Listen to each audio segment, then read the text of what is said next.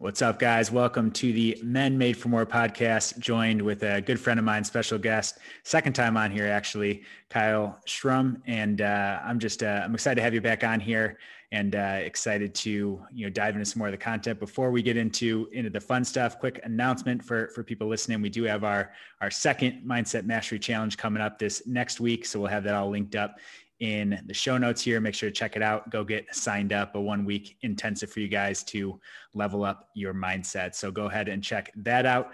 But for our guest here today, Kyle, man, excited to have you on here. Thanks for coming back on the show.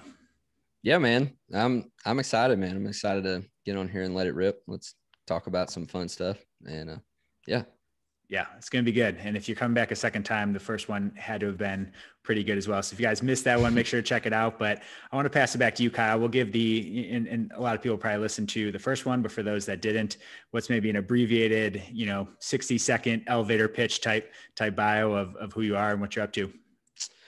So former youth minister for 7 years, husband, father, got a 4 and a 2-year-old.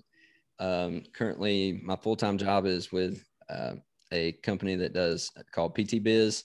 We do business coaching for physical therapists, specifically in the realm of cash-based practices. And then my part-time job, I'm an online fitness coach for a company called End of 3 Fitness. And our programming is called Garage Gym Athlete. And we cater to garage gym athletes, people who work out at home. And so we have programming and coaching and all that kind of stuff lined up for people who are training at home. And former background, a little bit on, I know some minister background. You want to touch briefly on that too?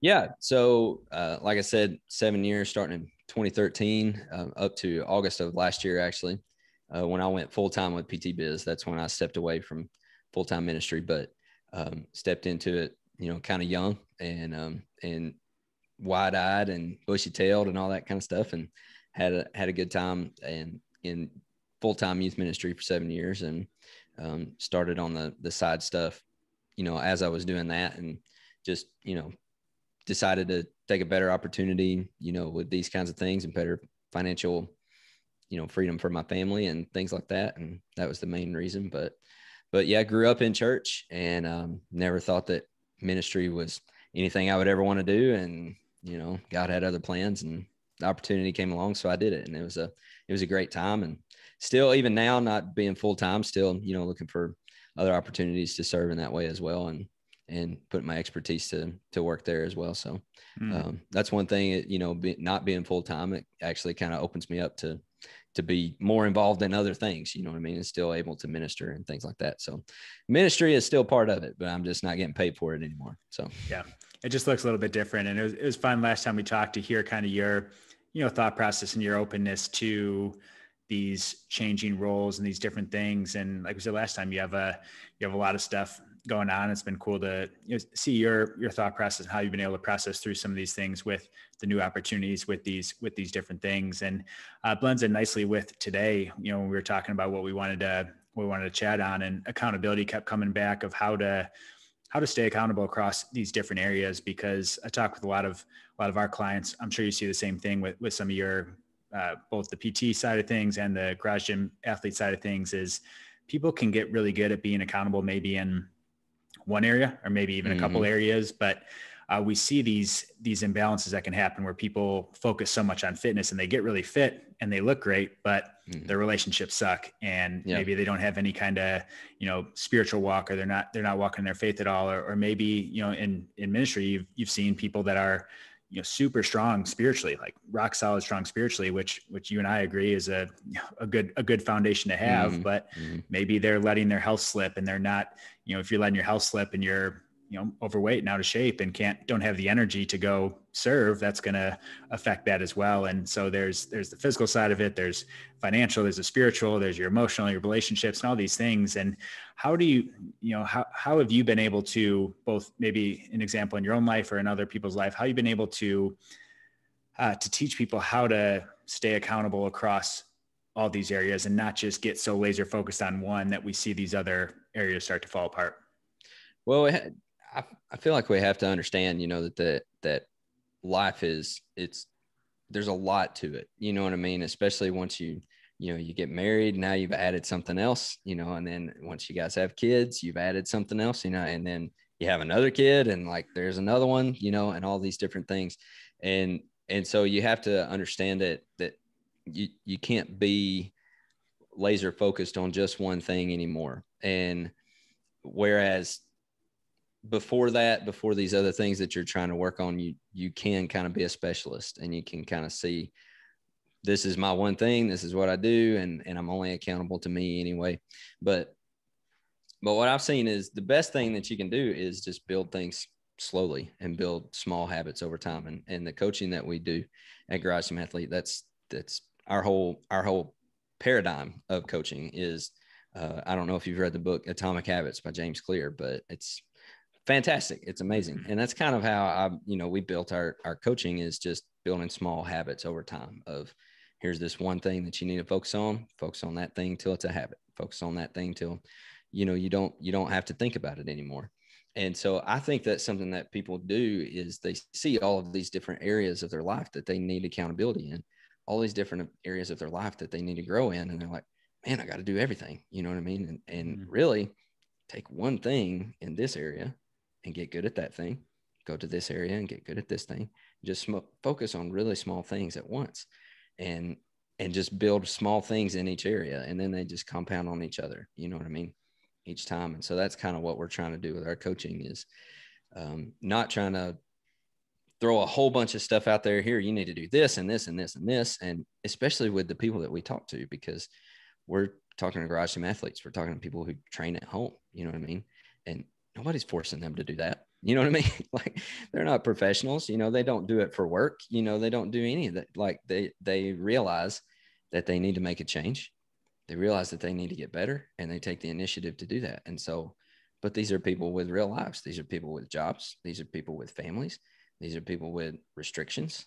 You know what I mean? And so we have to accommodate all of those things. And so we're not just going to throw a whole bunch of stuff at you at once.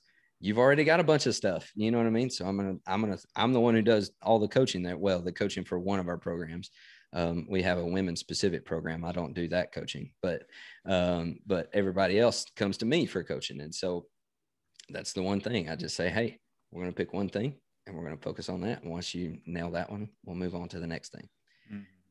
That's real good. And I think that, to summarize what I'm hearing you say is, like, a lot of people make the mistake of trying to bite off more than they can chew, or maybe they think they can chew it, or maybe you can chew it for a period of time, a season, but they create these habits that are not sustainable. And they see maybe they see more progress at the outset, but then they get this big crash, and we get people in our PT business and our rehab business, there's all the people that push too hard, and then they're out for 4 weeks, and they push too hard and they're out and that's not going to get the results you are if you're just staying consistent. And that you can take that with fitness, you can take that with your business, you can take that with anything. And I totally agree with that. But what's the, I think that's a mistake a lot of coaches make when they're coaching people. It's giving them too much, like, fire hose of information, and then people get overwhelmed. They try and implement everything. They fail.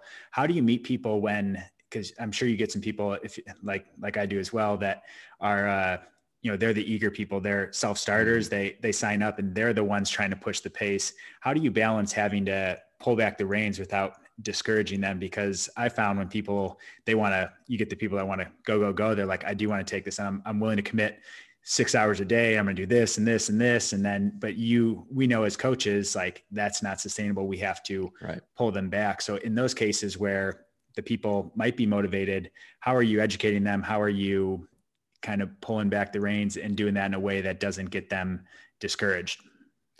That's a hard thing to do sometimes, especially as a coach. Sometimes you find people who need to be pushed, right? Who know they need to make a change, but they're not super motivated to make a change. They were motivated enough to seek you out. You know what I mean? But then it gets real. You know what I mean? It's like, oh, I actually have a coach. Oh, that person's actually going to be checking in on me. You know what I mean? Now I actually have to do it. And then, just like you were talking about, there's people on the other end of the spectrum that's like, bam, bam, bam, go, go, go, go. They're ready to do everything. You know what I mean? And some of them actually can. Some of them can handle more than other people. But I try to keep in mind, Jocko Willink talks a lot about, like, detachment, right? And so as a coach, I have to remain detached from, as much as I can, remain detached from the results of that other people find, that other people are seeking and that other people are attaining. Because as the coach, I need to keep my emotions out of it so that I don't jump in there with them. You know what I mean? Yeah, we're going to take off and we're going to run and yeah, let's go do it. No, I have to be the one who holds things back. And so making sure that I'm not letting my ego take over as well of, well, if this person achieves this and I was their coach, man, look how good of a coach, no, it's not it. I have to be the one to manage expectations and manage ego and all those things. And just making sure that I'm studied up and know from experience, not just know from experience, but my own experience, but other people's experience as well, of knowing where that kind of action can go, and just trying to manage people's expectations of, I know that this is where you want to go. And I know that you feel like you can go really fast and get there. And you might get close to it by going really fast, but you're going to break before you get there and you're going to be set back. You know what I mean? Like, this is going to happen. And so let's manage our expectations and let's take the long game and let's just trust me. You know what I mean? Trust the process. And so that's kind of it for me, is just trying to be emotionally detached from it and keeping my ego out of it, where I can just kind of step back and say, I see where you're going with this. And I love that your enthusiasm, but let's manage expectations a little bit, but also kind of giving into that a little bit too. Cause like I said, not everybody's that way.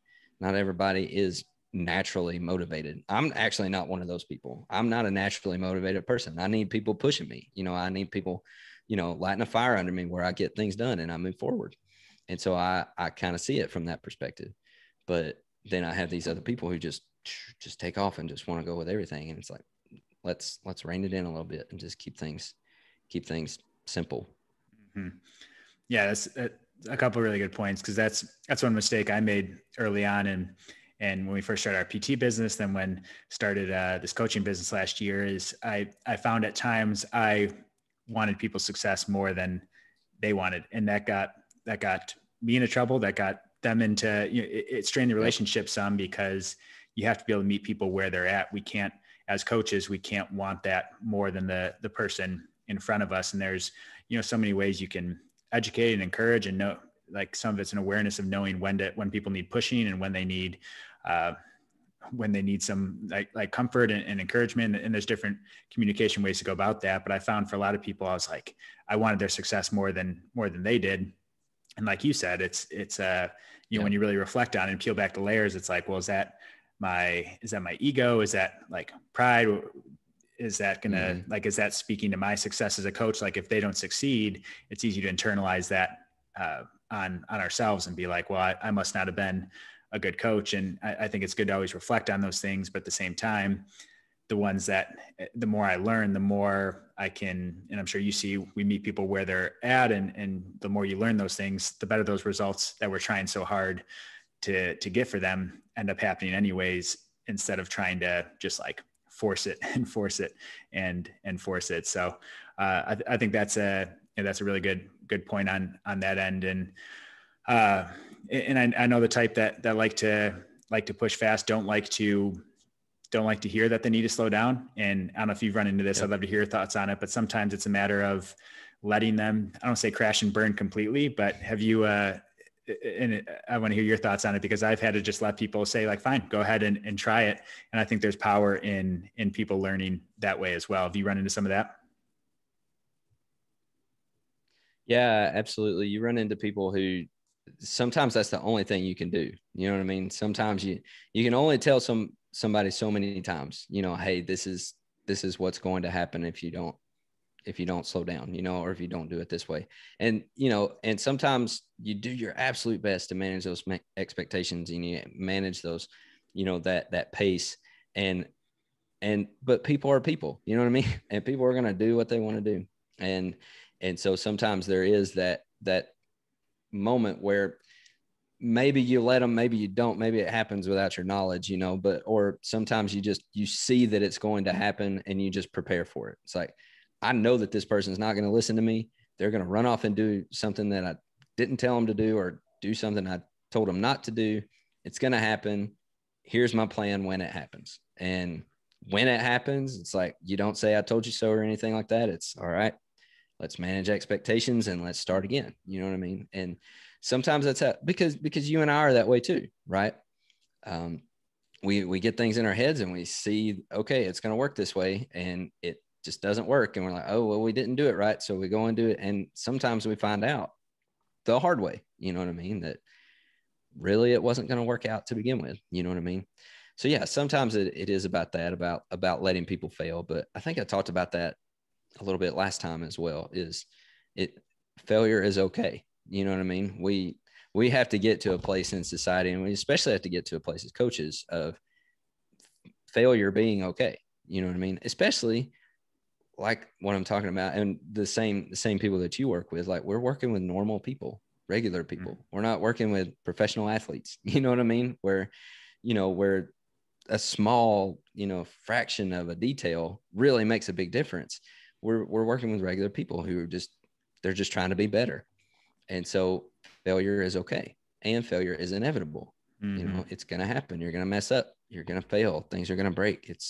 That's just life. And so that's part of it, of detaching from it as well, is understanding that that's part of it and planning for what you're going to do to move forward when it does.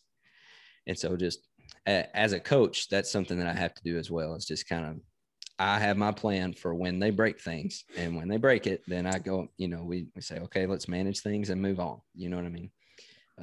But that doesn't happen very often. That's not often in coaching. Most of the time people are going to do, what the plan that you work out with them, they're going to follow it. But sometimes you have those people that they just have to go do it their way to figure out that it doesn't work. Yeah. It's really good. I think, it doesn't happen as much as we think, but letting it happen. I love what you say about having a plan, but like we talked so much about last time, and if people get a chance to listen to that one, if they haven't, it's just accepting failure for what it is. And we see failure as this negative thing, but you and I have probably had our best learning experiences from quote failure that turned out to be, something so much better. As all failure is it's a learning thing. Unless we, assuming we can adopt that mindset, failure is just another thing of feedback that helps us to learn and say, hey, that didn't work the way I wanted it to. What can I do differently? And that's where having that review, that reflection process in place, that after action plan of, okay, what can I do differently so that not even so that it doesn't happen again, but so that I make my best guess of what will keep that from happening again. I think that reflection process is also where a lot of people might not be doing as much as they could to prevent the same mistakes from happening. Yeah. Self-reflection is not my favorite thing ever. You know what I mean? I don't think there's a lot of people that like it. You know what I mean? They don't like to self-reflect. They don't like to sit, by themselves and examine what happened, and, for good or for bad, you know what I mean? And just, because the good can lead to a bigger ego, but the bad can lead, to a bad place, you know what I mean? A rough place. If you jump down that hole, you know what I mean? And so that self-reflection of, well, I'm going to detach as well. I keep saying detach. I try to focus on that so much, but I'm not going to be emotionally detached to the good or to the bad. It's like, it is what it is. And it's, whether it's good or it's bad, it is what it is. And whatever happened. And now let's move forward. But that's a hard thing to do sometimes. And especially with coaching people, they don't want to self-reflect either. You know what I mean? No, very, very few of us enjoy doing that. And so it's kind of a hard thing to do. Yeah. Self-reflection. It's personally hard. It's hard for, I think, every one of my clients, because it forces you to ask the tough questions, and the tough questions, not complex questions, but what did I do good this week? Where did I struggle this week? And a lot of times as coaches, we don't have some secret answers that no one else has. It's just asking questions in a way that allows people to self-discover what's actually going on. I'm sure if you ask a lot of people, if someone's out of shape, if you ask enough questions, like, people aren't, they might not know all the ins and outs of like the details of what macronutrients to eat or how many of the ideal ways to work out. But generally speaking, people know how to be healthier. If you put the decision in front of them and said like, why are you overweight? And I just use that because that's an easy example for people to relate to, but it's like, well, I'm probably eating a lot. I'm snacking too much. I'm eating the wrong foods and I'm not moving enough. Like if you do that, you're probably 80% of the way there or more of where you want to be. And it's the same thing with, as you see with helping, businesses, helping those things too. A lot of people know what they need to be doing. It's like, okay, you're spending no time in marketing, or your business foundation is like, you spend no time building a solid foundation. So all these people are coming in and you have no way of following up with them. You have no way of delivering for them. So a lot of times people know the answers. And I think that's what makes self-reflection so tough, is it forces you to sit, like you said, by yourself, answer those things and confront them of, what am I going to do to keep that from happening? And that's probably the hardest part of all of it. Yeah. We don't like to admit that we've done things wrong. You know what I mean? We don't like to admit that there are changes that we need to make. We can say, man, I need to make changes. And then it comes around to time to making the change. And it's like, oh, well, do I have to make the change? You know what I mean? Or we find something else to place blame in or something like that. Well, if this was different, then this would be different. I wouldn't have to do this. But yeah, we all do that. And that's the thing too, with coaching people, is I see a lot of the things that I feel personally and the mental barriers that I run into personally, I see them in other people, you know what I mean? And I'm like, I know how I got through this, or I know how I'm still struggling through this. So let me give you some advice based on my experience, you know what I mean? And based on how I got through this. Cause that's, especially with where I've come from, that's where I started with Garage Gym Athlete. I started as an athlete. I signed up for their programming and I had to make some changes, and I got I got a coach and, got to where I needed to be. And so I can come through my coaching. I can come through to them as somebody who's already been through it. You know what I mean?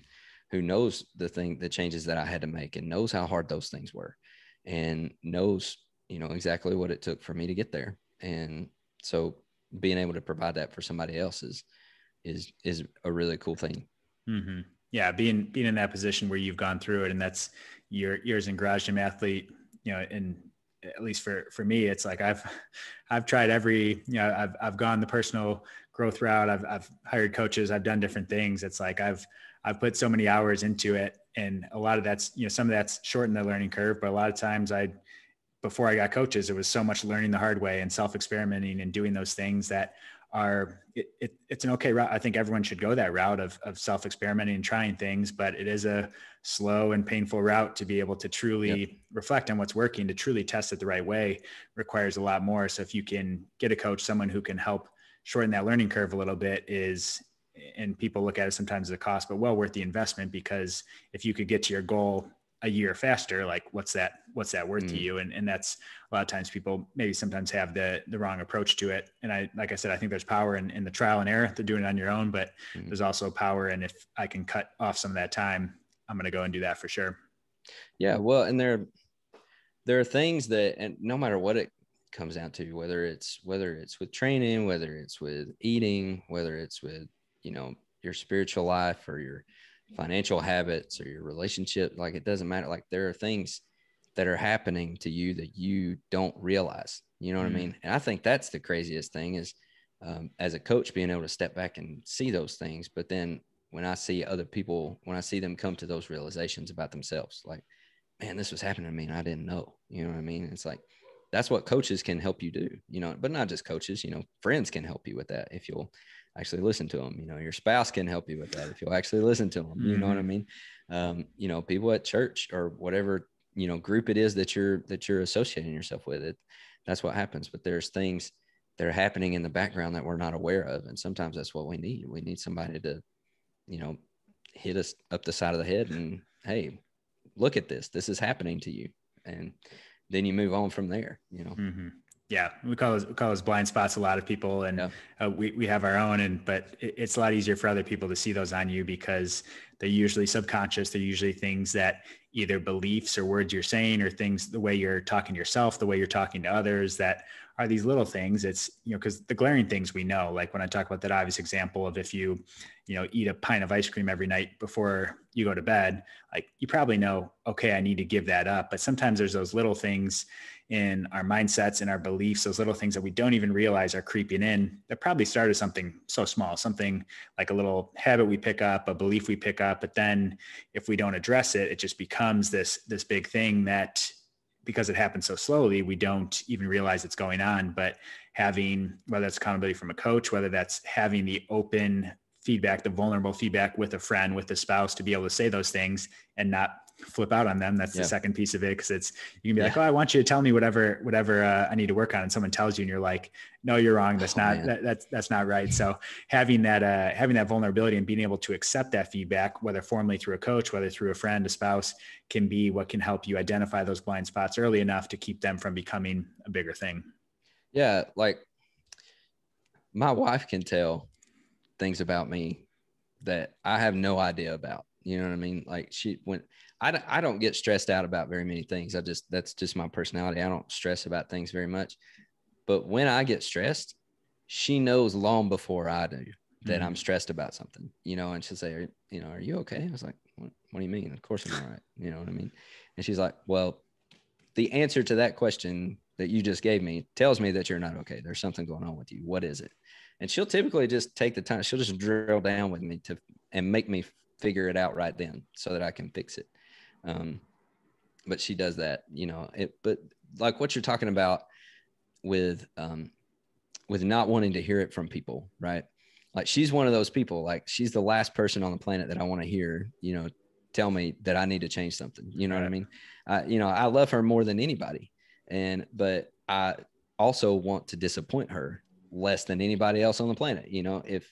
If I'm a failure to everybody else on the planet, as long as I'm not to her, I'm good. But if I disappoint her, it's like, oh man, it's the worst.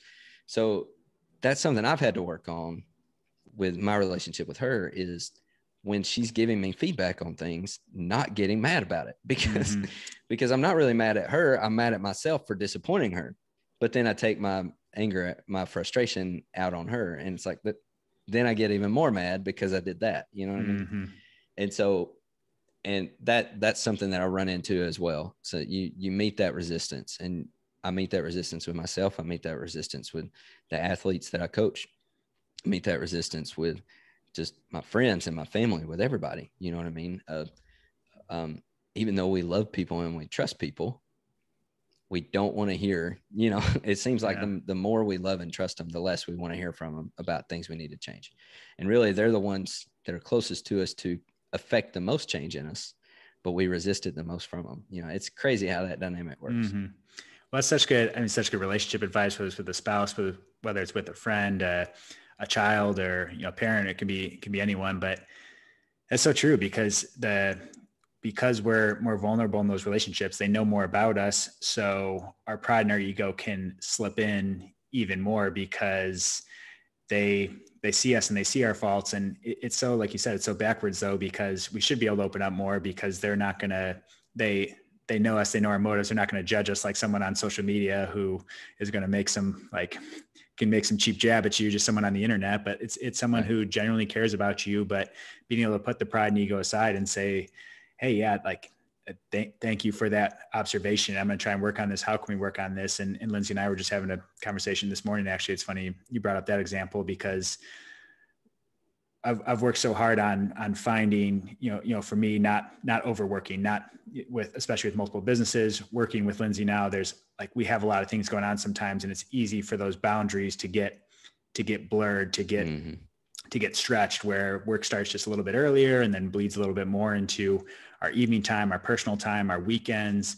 And I have to be really aware of that. And I feel like in a good spot right now, but had to actually, when we're in a good spot is an important time to identify some of these things, these communication things of, hey, like, I want you to call me out if you see, because she can see when I'm getting stressed. She can see when I'm starting to push too hard, when I'm starting to sacrifice sleep, sacrifice health, sacrifice my stress management, my things that can make it a sustainable thing. So asking a spouse, a friend, in a time where you are fresh. And when things are going good, that's not the time where we're usually reflecting, but that's probably the most important time, because when things are going bad, we don't want to hear anything. We're in a bad mood. We're like, no, don't talk to me. You're wrong with this. But when things are going good, that's the time to really reflect and say, why are things going good? And who can I have in my corner to keep me accountable, so that when these things that I know I've fallen into in the past, I'm not immune to them. I'm going to, like, if they happen in the past, there's a chance they could come back. I don't have those things perfected.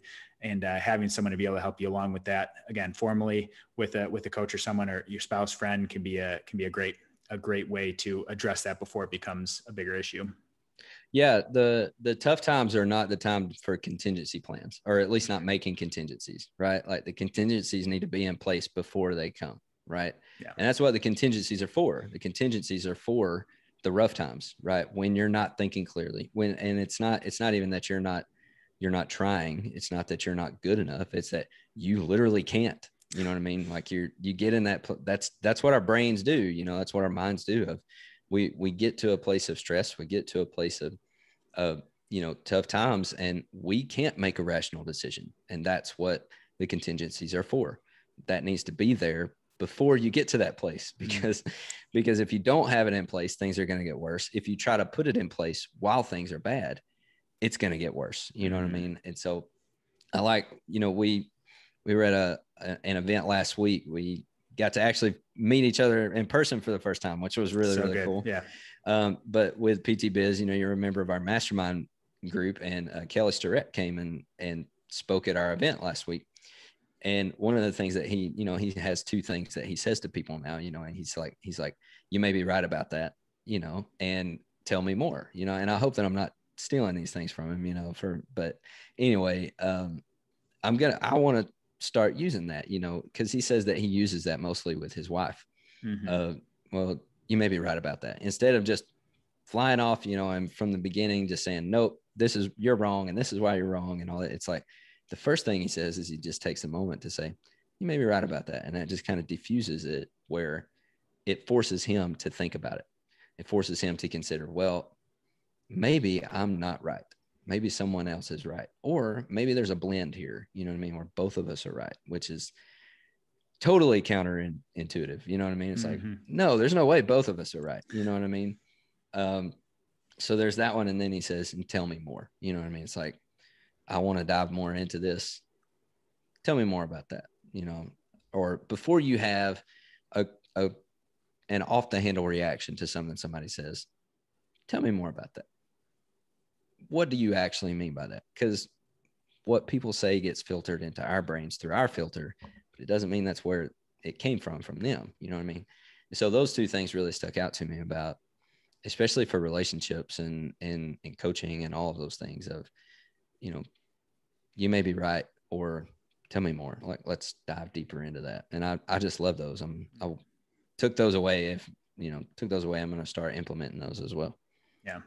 It's so good to have those, whether you have those sayings, whether you have these, almost these like filters you can use to overcome the initial like knee-jerk reaction that you're going to have. And if you put these things in place, what you'll find is probably initially, and even as in that case, Kelly has been doing it for a while, like there still might be that initial knee-jerk reaction, but if you train yourself, instead of just lashing back, to say, well, when that happens, I'm going to say, you may be right about that. Yeah. And then tell me more. Like, you might not even believe it at the time. And you might be like, she's definitely not right. Like, I know she's not right. Like, I know I'm right. But if you say that, like you said, that's diffusing the situation. That's finding this common ground that can happen. And that's such good advice for relationships. And we can have these other, put these other safeguards in place in our fitness and our spiritual walk and our other relationships, of have these things in place that when our emotions try and take over, which is going to happen a lot of, I don't want to work out. I'm too tired. I don't want to do this. I don't want to talk to this person right now. I don't want to say I'm sorry. I don't want to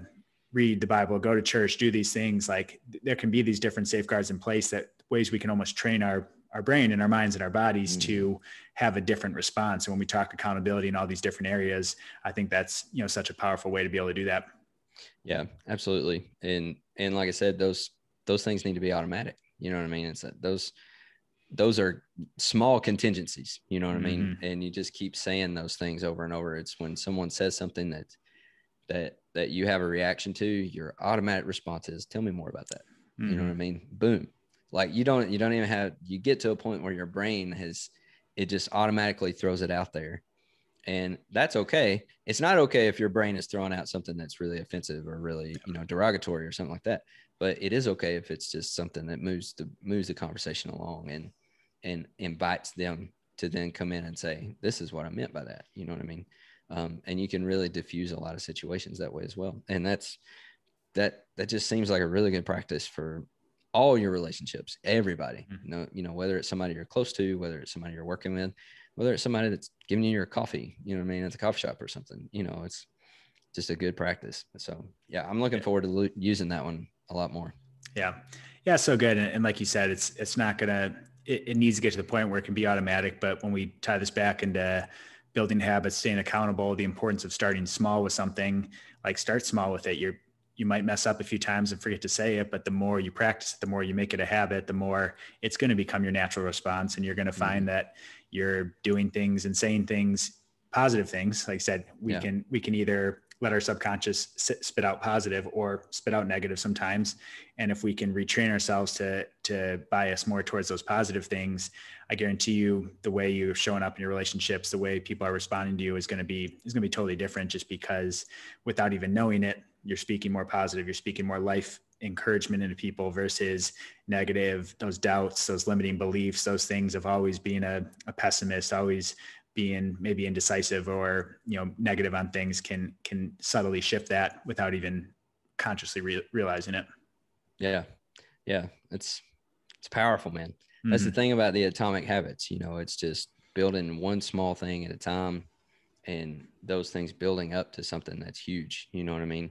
And he talks in there about, I can't remember if it's that book or I heard it somewhere else, but talking about habits, you don't need discipline. What you need are habits, right? And so you have like a finite amount of discipline, and that little bit of discipline helps you build the habit, and the habit takes over, and basically you deposit your discipline until the habit's built, and then you get your deposit back, right? And you can go put it into something else. And so habits are just automatic, and you just move, and it just becomes a no fail thing. It's something that you do all the time. And that's what's just so powerful about it. And so having something like that, where it's just my habit to naturally ask somebody, tell me more about what you're talking about. You know what I mean? And I can just imagine, like, I saw him doing it to people at the event, and it wasn't just a tell me more, like, oh, keep talking. It was like, he was genuinely interested. Like, tell me more. I want to know more, like, come on, tell me, so it was just really cool, really powerful to see that in action as well. Yeah. And it's so good because, and James Clear talks about the difference between goals and systems of we don't rise to the level of our goals, but we, fall to the level of our systems. And if we don't have these practices in place, as we talk about accountability across all areas of not having to choose between each one, that's something that's going to make it much more likely. And we're not going to be able to be 10 out of 10 across all categories at all times. That's that's not how life works. We have to focus more on certain areas, and there's myths of what balancing looks like. But if we have these systems in place that allow us to at least have a thermostat, if you will, of when things are dipping too low, there's those safeguards in place that allow us to revert back to our positive habits or those things that keep our positive habits higher with a less degree of effort. All those things are going to make it much easier to live what we call live in the and of doing good across all these areas versus having to choose the or of, well, I can be fit, or I can be financially successful, or I can have a strong spiritual life, or a good business. It's like you can have both if you have these solid systems and practices that we're talking about in place. Right. That's something that I learned as an athlete too, when I joined up with Garage Gym Athlete and was losing a bunch of weight, getting in shape, all that kind of stuff, was I became convinced that the secret to success is consistency, but the secret to consistency is accountability. And so, like, to me, nothing that I've ever been successful at was something that I achieved on my own. It wasn't something that, especially like I said earlier, I'm not really a self-motivating person. You know what I mean? It's just kind of like, I'll just, fly by the seat of my pants. Let's just see what happens. You know what I mean? Just kind of throw it to the wind and we'll make it up when we get there. You know what I mean? And so I'm somebody who needs a lot of accountability. I need a lot of systems. Like I need a lot of things put in place to make sure that I'm focusing on the things that I need to focus on. And so I tell people all the time, like if somebody is asking me to do something or somebody is asking me to go, you know, go somewhere or whatever it is, like I have to put it in my phone. Like I have to stop our conversation. I have to pull my phone out and I have to make a note of it on my phone. If it's not in my phone, I'm not going to do it. And it's not because I don't want to. It's not because I don't have, you know, the best of intentions, because I do. But if it's not in my phone, if I don't have some kind of reminder for it, it will not happen. Like that's just how it is. And and there's a funny one that my wife did to me. Actually, she stole my phone one day when I wasn't looking, and she put this reminder in my phone that says, "Tell Hannah you love her." And so there's an alarm, there's a notification that goes off on my phone every day at 3 p.m. and it says, "Tell Hannah that you love her." And so I text her every day. And now I don't need the notification anymore, but I just leave it there because it's just funny. It's a funny story. But every single day, whether we're in the house together or typically she's at school or she's at work and I'm, you know, we're at different places, so I have to text her, but every day I text her. And if it's 1 minute past 3 o'clock, she like sends me like a rolling eyes emoji or something like that. Like, "Oh, you were late." You know what I mean? Or but it's like every single day, you know what I mean? But that she knows, she did it as a joke. She wasn't really trying to make me, you know, remind me to say that to her every day, because I say it to her anyway. But she knows that about me, that I need a notification. You know, whatever it is that I'm doing, it needs to be in my phone. I need something reminding me that it has to be done. And so just kind of as a joke, she said, "All right, I'm going to remind you to tell me at least once every day that you love me." And she put that in my phone. And so, but that, what you're talking about with accountability and the systems, it's like, that's my life. You know what I mean? That hits me hard, because that's what I have to do. I have to do those things to make sure I'm doing what I need to do.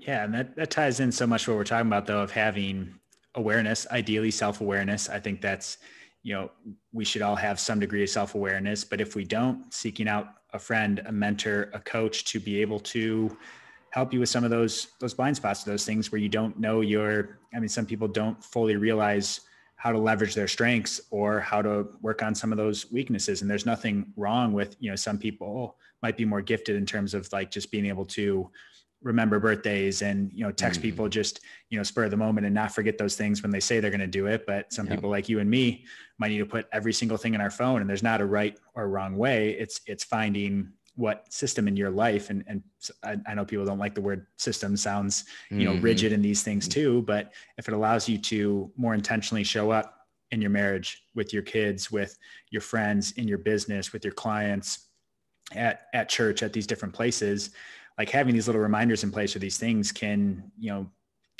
make a huge return, where it's seconds of your time up front, but that's going to keep you from doing something, from missing something important that means a lot to someone. And we don't know how much that little text means to someone. We don't know how much that little, "Hey, I'm thinking about you, just wanted to see how you're doing."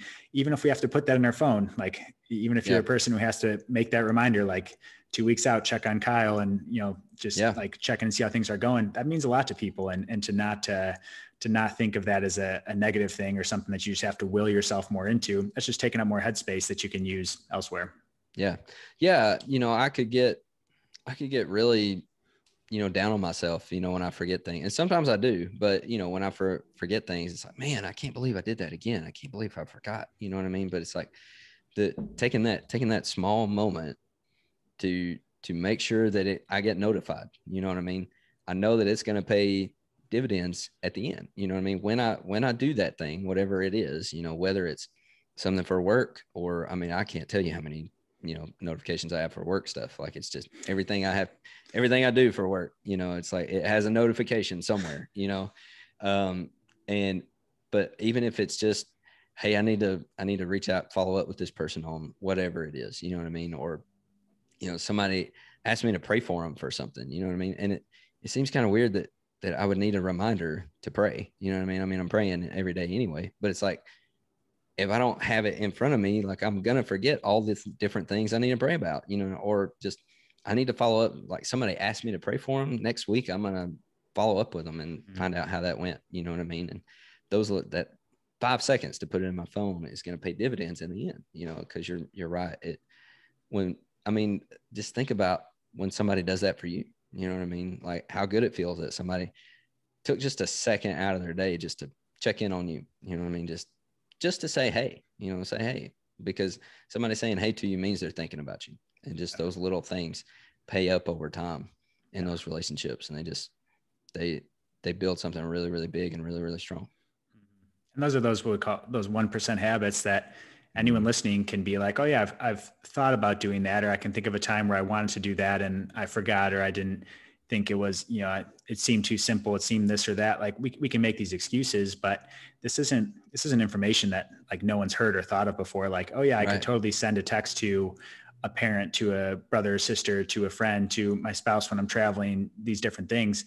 Like this isn't new information to people, but it's that little bit, that extra degree of intentionality of, if you need to put in your phone so that you do it, schedule something out, because that's what separates the people. A lot of people are thinking about doing it, but it's the more we get into the action part of it, of how many people are actually sending these things out, how many people are sending a little voice message, are sending over a video, sending over a text, like those things are what's going to separate you.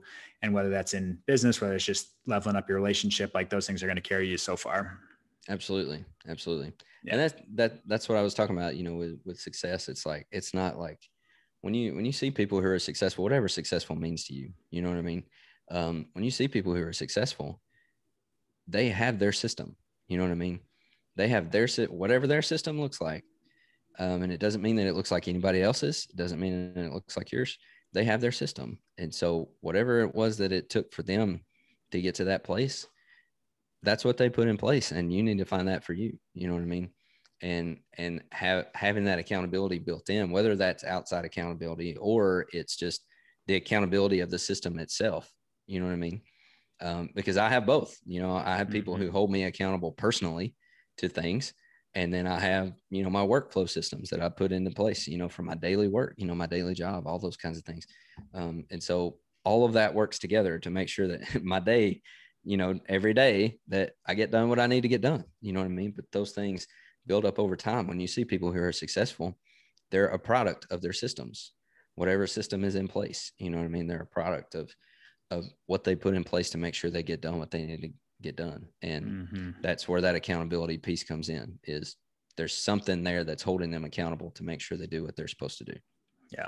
And you said it so well. And this is something I echo a lot to coaching clients, because we try and look for this one system that's like, oh, I want this 5-step proven system, just follow this template and it's going to get you everywhere you want to go. And what we really need to be looking for, though, is patterns of what are the trends of what we see as successful people in whatever field we're looking at. Like, what are the things that multiple people are doing? What are the habits they're doing? What are the things they're doing? It's not a set system, because there are going to be different details within there of, okay, some people do a nightly, they ask themselves 5 questions. Some people just, some people are very structured with it. Some people, it just happens organically. But look for those patterns in terms of what the people you aspire to be like. Find patterns instead of trying to mimic their exact way, because people have different personality types, learning types, like we said, different different ways we work and process things. So make sure to find something that fits you specifically. Yeah. And yeah, find something that you're already doing. You know what I mean? We try to, I think we spend a lot of time trying to build new systems that are totally foreign to us. You know what I mean? Which is a lot of what you're talking about, right? Of finding somebody else's book, finding somebody else's journal. I can't tell you how many journals I've tried. You know what I mean? You know what? I suck at journaling. Guilty. I just do. You know what I mean? It's just because sitting down and writing things down is just, I know it's a habit that I could build and I could get really good at it, but it's just, I'm just not good at it. I'm not good at writing things down. You know what I mean? At least not just my random thoughts. If I need to make a list of something, boom, knock it out. You know what I mean? If I need to write down a little note for me to remember later or something, but like sitting down and journaling, I'm just not good at it. You know what I mean? And so find things that patterns, like you said, of things that you're already doing. You know what I mean? If when you come in the front door, the first thing that you do is kick your shoes off next to the door, like use that to do something productive. You know what I mean? Like I don't know what it is that you need to do there, but like that's just a silly example, but it's like, if that's something you're already doing every day, like find a way to utilize that into a system, you know what I mean? To put that into a system. And just like you said, patterns that you're already following. Don't try to reinvent the wheel. Don't try to completely, you know, reorganize everything about your life. Find the things that you already do. And like I said, there's things that are happening to you that you don't realize. You know what I mean? Yeah. There's things about, especially if you have somebody living with you, ask them, hey, what are things that I normally do? You know what I mean? Because they'll tell you, you know what I mean? My wife will tell you, you know, the things that I do on a normal basis, on a daily basis, that I don't even realize I'm doing them. You know what I mean? And so part of this really is building things that you aren't used to doing yet. And there are things that you need to learn how to do and build habits around to progress to the next step. But there's a lot of it that's really just stuff that you're already doing that you need to just utilize better. You know what I mean? That you just need to do better. And so find those patterns that, you know, that you're already doing. If you sit down on the couch for 30 minutes before bed, you know, read a book instead of watch TV. You know, it doesn't mean you have to go sit somewhere else. It doesn't mean you have to stand up and read a book, or, you know, stand up or do anything. Like, you're already sitting on the couch, just read a book instead of watch TV. Boom. That's something you're already doing. You make that little change, and man, you know, just off to the races. Reading books is one of the best things to do ever, just for progressing. You know what I mean? It doesn't matter what book you're reading, but you know, 30 minutes in a book every day, man, life changing. Yeah. And identifying those things. And I love that example, because it really is just about, you know, tying it back full circle. We talk about starting small and doing these things. It's like, well, what's one night of reading instead of watching TV going to do? Like, maybe not that much, but what's 52 weeks of that going to do? What's a decade of that going to do? Yeah. Like, the amount of books you're going to get through, the knowledge you're going to have, the different mindset you have. And if you need help remembering that, like, that's using some of those, like, use a physical cue of, if the remote's always right here on the armrest, like, take the remote away, set a book right there. What are you going to reach for when you sit down there? And like, it doesn't have to be that complicated. I think sometimes people try and, we just been talking about, find these new systems and this new thing and this next, like, that extra little hack that's going to get us there. It's like, no, just take the things you're already doing, like, make them a little better, reevaluate, reassess, and then continue to do that consistently and watch the results follow. Yeah. That reminds me, there was and I won't share his name, but there was a guy I was coaching, and one of the things he wanted to work on was not drinking as much alcohol at night. You know what I mean? He was, you know, I know a lot of people do that. They kick back, you know, have a beer or two after the day just to kind of wind down. And, you know, that's one of the things he wanted to work on, because he felt like he was drinking, you know, too much during the week, and it was interrupting his sleep and all those things. And so I said, we'll do this. Like, when we get off of this call, walk over to it, because it would sit just like what you're talking about. It would sit on a little table next to the couch, next to his side of the couch that he would always sit on after dinner. Like, after dinner, he would go sit on the couch and watch TV, and he would, you know, drink right there on the couch. And I'm like, well, drinking is not the problem. It's what you're drinking. So I was like, when we get off this call, go over there and put a water bottle there instead of what you have sitting there now. And sure enough, I mean, he noticed the difference. It wasn't alcohol anymore. It was water, but it was like, you know, in 1 week, like, he cut down his alcohol consumption by like 70%. You know, I mean, he only drank on the weekend at that point. You know what I mean? It's like, that was something he was already doing, you know? And so just put a bottle of water there instead of a beer. And it's like, you're already doing something that you're doing anyway. Like, and you're making a progressive step forward. And I'm just like, man, that's it right there. Just find something you're already doing. Yeah. Yeah. And that's, you know, as we start to wrap it up, that's, and I can talk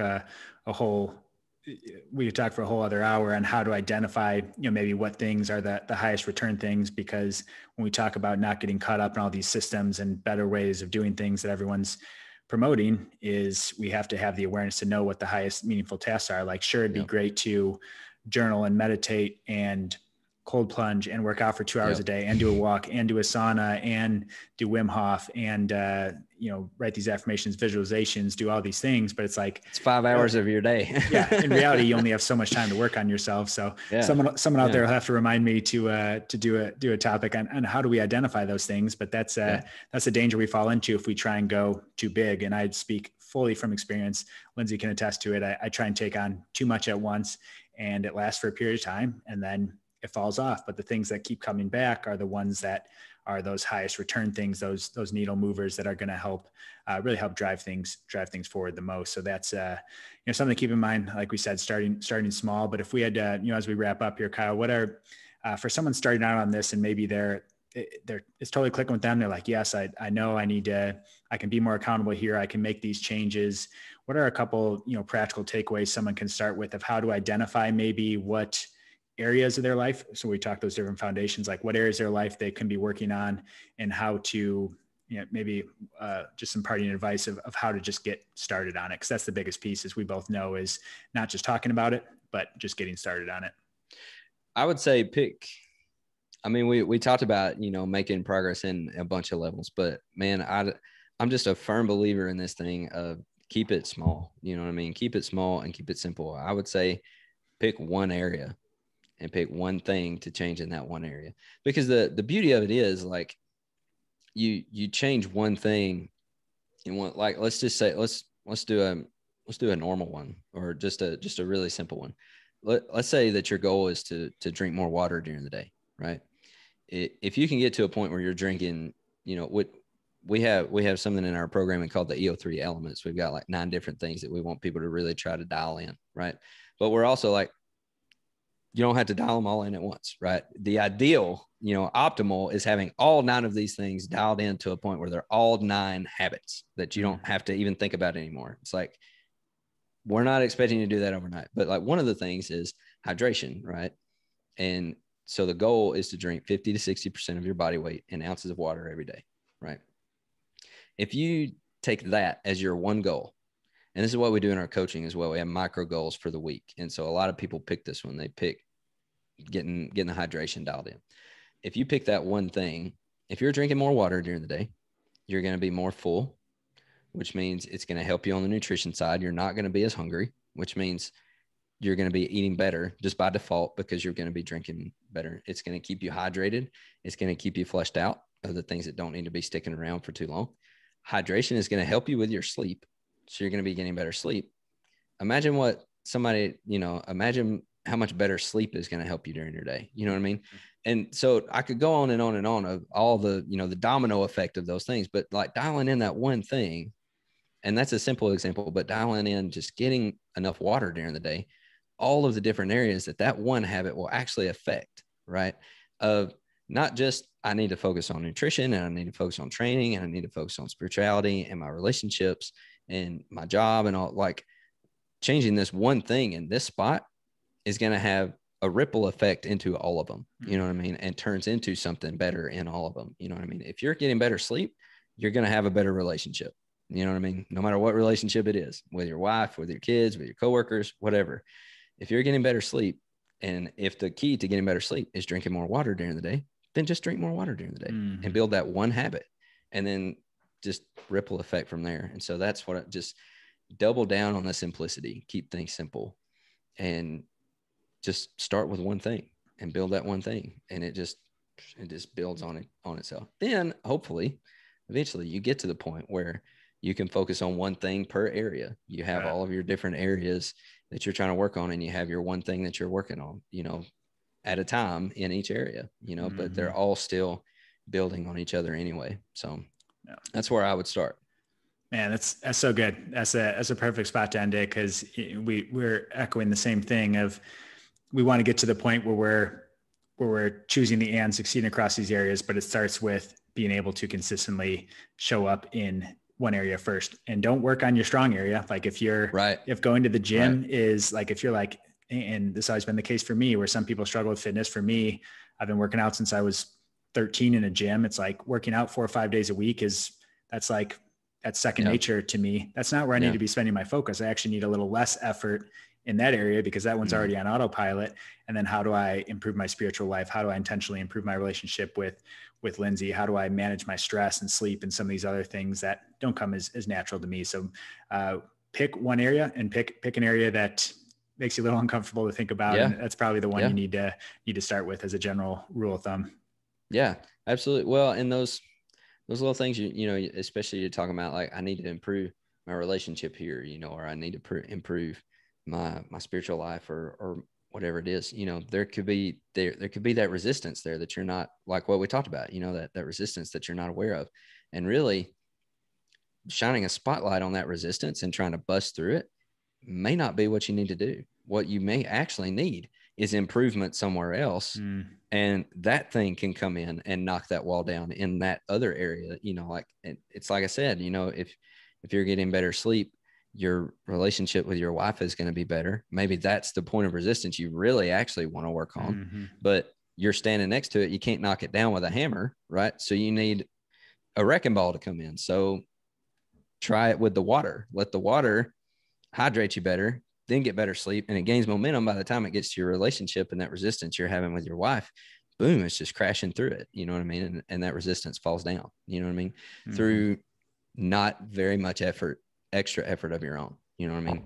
I think that's something we wind up, like, we get distracted by that obstacle of like, man, I need to take this thing down. I need to tackle this thing. And really, you need a running start. You're not going to be able to, you're a football player. You get it. You know what I mean? Like, you don't tackle them just standing there. You know what I mean? No tackling drills start that way.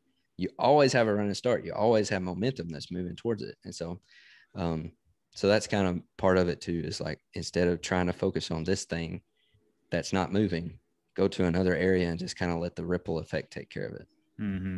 Yeah, man, that's also good and so well said. Because sometimes we're focusing on that problem when the problem is actually, there's another habit or thing that we're doing that can really make that a lot easier to move with less effort. So, man, it's also good. And, that's the power, like we said, of having someone keep you accountable, having a coach, having a community.